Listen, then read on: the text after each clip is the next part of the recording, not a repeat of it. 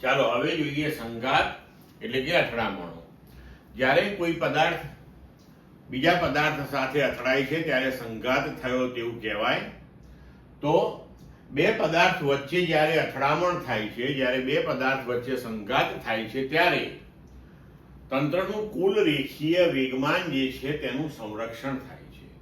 એટલે કે અથડામણ પહેલાનું તંત્રનું કુલ રેખીય વેગમાન અને અથડામણ પછીનું તંત્રનું કુલ રેખીય વેગમાન એ સમાન રહે છે. બરોબર? તો બીજી રીતે આપણે એવું કહી શકીએ કે તંત્રના રેખીય વેગમાનમાં થતો ફેરફાર શૂન્ય રહે છે અને સાથે સાથે તંત્રની કુલ ઉર્જા પણ અચળ રહે છે. બરોબર? હવે ધારો કે અહીંયા અથડામણના ડેલ્ટા ટી સમય દરમિયાન તંત્રના કણ પર લાગતા બળો તેમના અનુરૂપ વેગમાનમાં ફેરફાર કરે છે. બરોબર?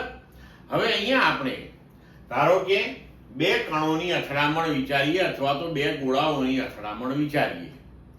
તો પહેલા ગોળાના વેગમાનમાં ફેરફાર એને આપણે ડેલ્ટા P1 લખીએ. બરોબર? તો કે એને પ્રથમ અથવા તો પહેલા ગોળાના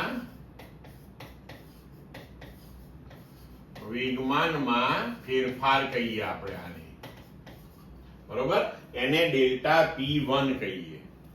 તો ડેલ્ટા ટી જેટલી અથડામણ દરમિયાન ધારો કે એક નંબરના ગોળા ઉપર બે નંબરના ગોળા વડે લાગતું બળ F1T હોય તો પહેલા નંબરના ગોળાના વેગમાનમાં થતો ફેરફાર ડેલ્ટા P1 બરાબર F12 ઇન્ટુ ડેલ્ટા ટી.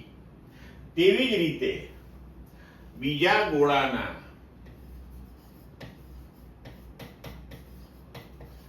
વેગમાનમાં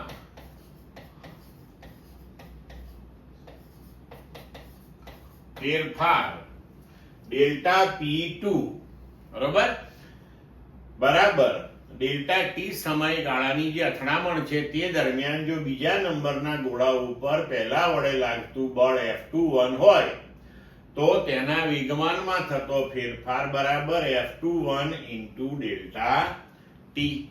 પણ હવે આપણે જાણીએ છીએ કે અહીંયા ન્યૂટનના ગતિના ત્રીજા નિયમ અનુસાર એક વડે બે પર લાગતું બળ અને બે વડે એક પર લાગતું બળ મૂલ્યની દ્રષ્ટિએ સમાન હોય અને દિશા એકબીજાથી વિરુદ્ધ હોય.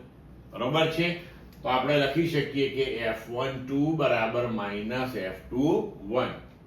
તો ડેલ્ટા P1 બરાબર માઇનસ ડેલ્ટા P2 થશે.